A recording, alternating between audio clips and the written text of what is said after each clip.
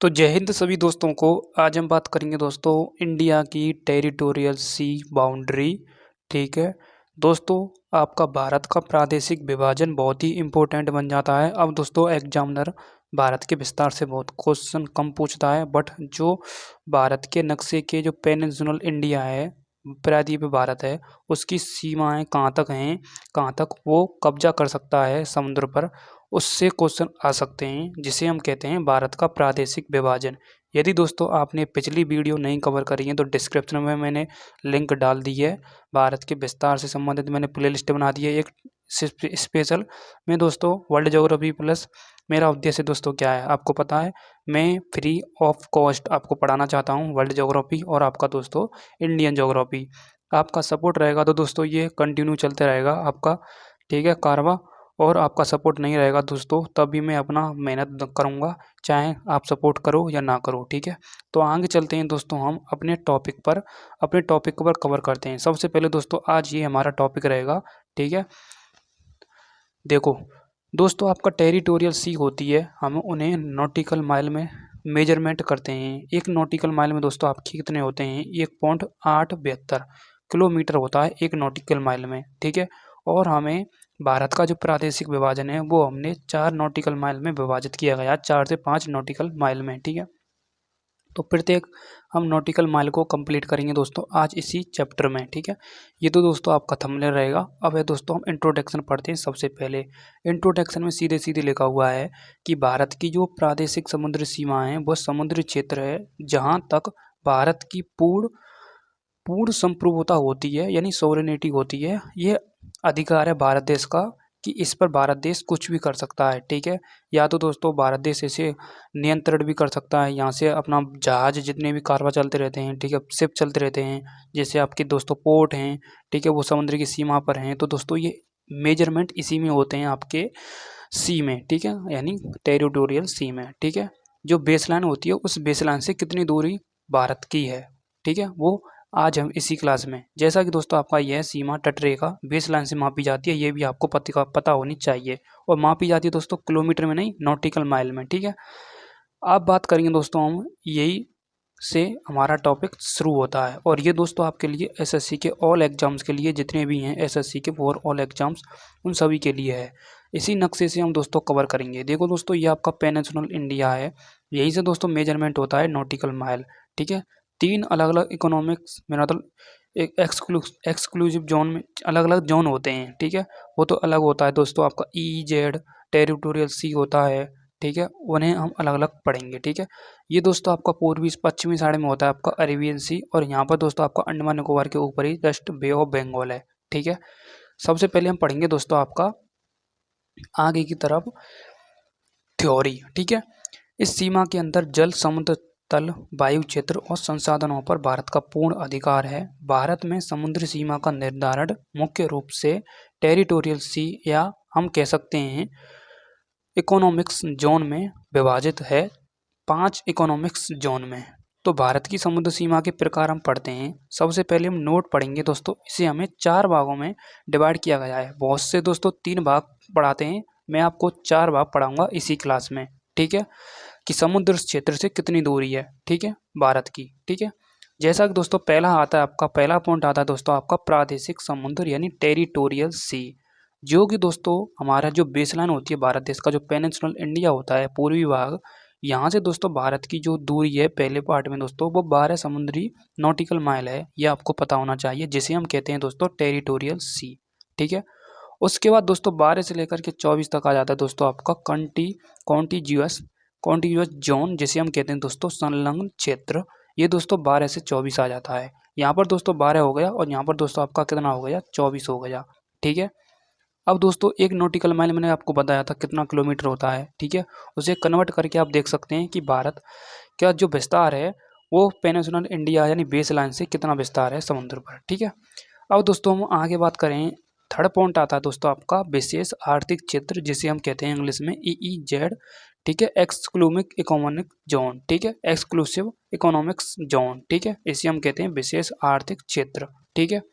जिसमें दोस्तों आपका क्या है, 200 नॉटिकल माइल आ जाती है। पहली दोस्तों 12 से 24 तक ही, ठीक है, पहली दोस्तों 12 थी, फिर 24 थी, फिर दोस्तों आपका 200 आ जाती है। ठीक है, ओके, ये आपको पता होना चाहिए। ठीक है, पहली दोस्तों आपकी क्या थी, टेरिटोरियल सी थी, फिर EEZ थी। ठीक है, EEZ थी। ठीक है, क्या थी, मेरा मतलब EEZ नहीं, कौन थी, US जोन थी, यानी CZ थी। फिर तीसरे स्थान पर 200 किलोमीटर EEZ। ठीक है, अब आती है दोस्तों आपका फोर्थ, जो कि आती है दोस्तों कॉन्टिनेंटल शेल्फ, यानी महाद्वीपीय शेल्फ, जो कि 200 से लेकर के 350 समुद्री मील होती है। ठीक है, इसकी दूरी। अब हम सबसे पहले एक एक से पढ़ेंगे दोस्तों। हम सबसे फर्स्ट पढ़ेंगे हम दोस्तों टेरिटोरियल सी, यानी इसकी दूरी तो मैंने आपको बताई थी 12 किलोमीटर। ठीक है, अब तटरेखा से दोस्तों 12 समुद्री मील, यानी हम कन्वर्ट करें तो 22.2 किलोमीटर तक होती है, ये आपको पता होना चाहिए। ठीक है, यहाँ पर दोस्तों भारत देश का जो अधिकार है, इस क्षेत्र में भारत को पूर्ण अधिकार है जल क्षेत्र और समुद्र तल का, और दोस्तों समुद्र के नीचे के खनिजों का और वायु क्षेत्र का। ठीक है, पूर्ण अधिकार है। यहाँ पर किसी और देश का राज नहीं चलेगा, ओनली अपने भारत देश का ही कंट्रोल रहेगा इतने क्षेत्र पर, इतनी दूरी पर। ठीक है, यानी बेस लाइन से इतनी दूरी पर। ठीक है, भारत देश का क्या रहेगा, कब्जा रहेगा 22 किलोमीटर तक। ठीक है, लेकिन दोस्तों एक फैक्ट पॉइंट आता है यहाँ से दोस्तों, विदेशी जहाज, ठीक है, विदेशी जहाज आ भी सकते हैं और जा भी सकते हैं। ये उनके लिए इनोसेंट पासेज है। ठीक है, पैसेज है कि यहाँ से आप आराम से निकल सकते हैं, बट कोई यहाँ पर आप आतंकवाद नहीं करेंगे। ये मतलब नियंत्रण है भारत देश का। आप यहाँ से निकल तो सकते हैं पतली गली से, बट यहाँ पर कोई दादागिरी नहीं चलेगी आपकी। ठीक है, ये दोस्तों पहले में बताया गया है। ठीक है, अब दूसरे पॉइंट को पढ़ते हैं दोस्तों, CZ, जिसे हम कहते हैं कॉन्टिग्यूअस जोन, जिसे हिंदी में कहते हैं दोस्तों संलग्न क्षेत्र। ठीक है, इसकी दूरी 24 किलोमीटर मैंने आपको बताई थी, तटरेखा से 24 किलोमीटर, यानी 24 नॉटिकल माइल। उद्देश्य क्या है दोस्तों, ऑब्जेक्शन, यहाँ भारत निम्न नियमों को लागू कर सकता है, जैसे कि दोस्तों सीमा शुल्क और, ठीक है, आव्राजन, ठीक है, यानी इमिग्रेशन और स्वास्थ्य नियम और सुरक्षा, ये दोस्तों भारत देश इस पॉइंट में लागू कर सकता है। ठीक है, किसमें, CZ में। ठीक है, उसके बाद दोस्तों आपका आता है EEZ, विशेष आर्थिक क्षेत्र, यानी इकोनॉमिक्स, मेरा तो एक्सक्लूसिव इकोनॉमिक्स जोन, विशेष आर्थिक क्षेत्र तीसरा पॉइंट है, जिसकी 200 क्या होती है दोस्तों, नॉटिकल माइल दूरी होती है, समुद्री मील दूरी होती है।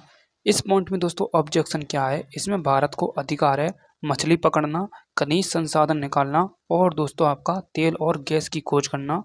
ठीक है, और समुद्री ऊर्जा। ठीक है, इसमें नोट पॉइंट क्या लगा हुआ है दोस्तों, भारत का EEZ लगभग 200 लाख वर्ग किलोमीटर से अधिक क्षेत्र में फैला हुआ है, ये आपको पता होना चाहिए। ठीक है, नेक्स्ट आगे दोस्तों आपका क्या है, महाद्वीपीय शेल्फ, कॉन्टिनेंटल शेल्फ, इसकी दूरी होती है दोस्तों आपका 250, मेरा नाम 200 से लेकर के 250 समुद्री मील तक।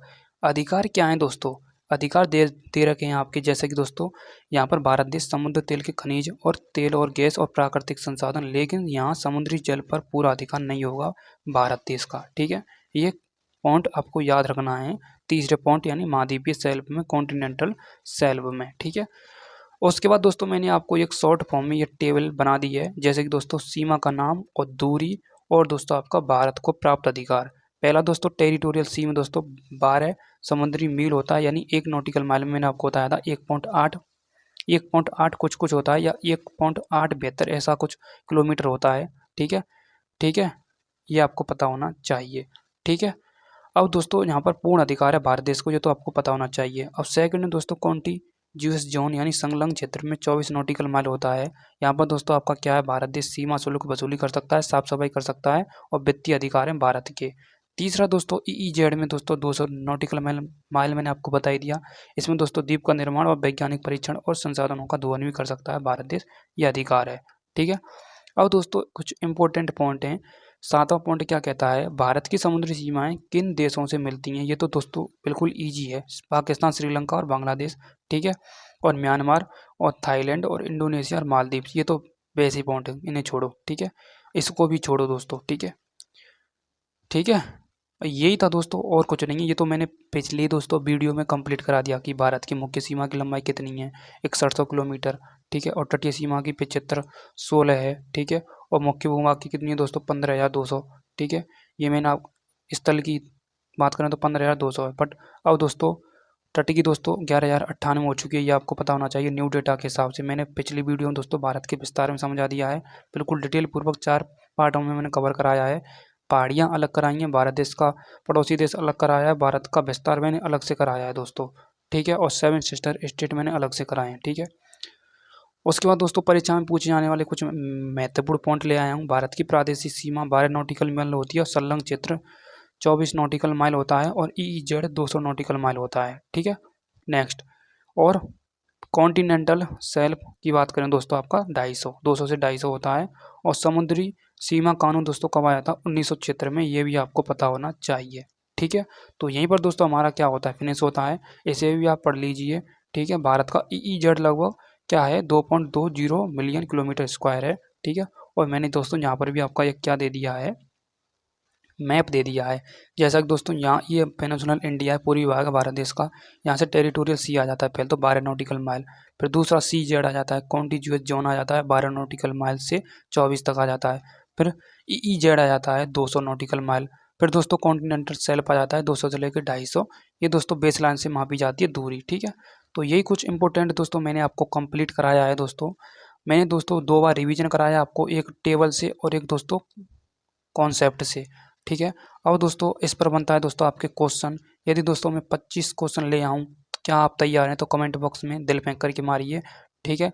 यदि आप कमेंट नहीं करोगे दोस्तों, हमें कैसे पता चलेगा कि हमारे द्वारा डिलीवर कॉन्सेप्ट आपकी समझ में आ रहा है या नहीं आ रहा है? कमेंट बॉक्स में आप दिल फेंक के मारिए दोस्तों, आपको आज की क्लास कैसी लगी, ठीक है। अगले कौन से टॉपिक पर मैं वीडियो बना करके लेकर आऊँ, आप कमेंट बॉक्स में ज़रूर बताएँ। Thank you.